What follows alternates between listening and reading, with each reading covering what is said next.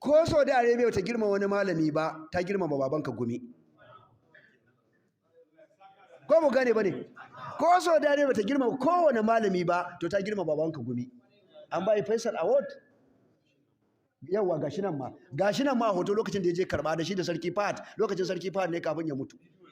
Bidiyo ne ma gashi. Ko hada speech din ba da Abubakar Gumi ya da Faisal ne duka Sarki Fahad kafin ya mutu shi ya bashi wannan. To kaga Dr. Gumi ko ba maka komai ba an girmama babanka. Na biyu kai ma an girmama ka. Karatun da kai a Saudi Arabia ba kai saka ce gwamnatin Saudi Arabia ba ta taimaka maka ba. Kai kanka don har gidanka ina zuwa lokacin ina na zo umra daga Makka zuwa daga Madina zuwa Makka in nazo don gidan da ya zauna gida ne na consul na ainihin na gwamnatin Najeriya da consul suka dauka a lokacin aikin haji wajen hawa 5 ne nan yana zama da shekara idan lokacin aikin ya zo sai a tattara shi da iyalansa sai koma can sama ya zauna sai a ba mu ainihin official ɗinmu su zauna a gurin a Makka a Sharu Mansur din da aka tafi na shauka wurin ba bila adadin na san shi ya san ni to ka ce wai ba a girmama malamai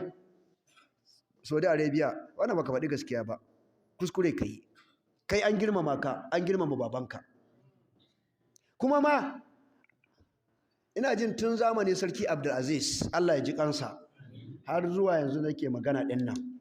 duk shekara gwamnatin Saudi Arabia takan aika wa manya-manyan malamai a duk kasashen duniya har da nan Najeriya a ɗauki nauyinsu su je su yi aikin haji kyauta a ba su masauki irin na shugabannin ƙasa ana mutunta su a ba su abinci a ba su sha a ba su kuɗin jirgi a ba su kuɗin guzuri tun Sarki Abdulaziz ake har yanzu ɗin nan a kowace ƙasa nan Najeriya ma ana ɗauka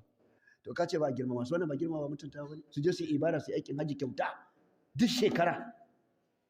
kuma kaga hidiman da suke yi madakin Kaaba kaga hidiman da suke yi wa manzon masallacin manzon Allah don Allah in an kasa 100 idan ta dauki daya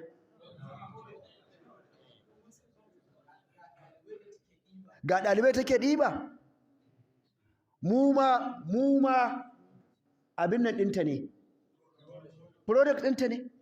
aka dauki nauyin mu da kudin jirgin saman mu tafiya da dawowa duk shekara ka zo a baka kudin jirgin sama ka yi hutu ka koma a baka kudin sutura a baka kudin littafi a baka kudin abinci a baka wurin zama don dai kawai ka gama ka zo karantar da aqida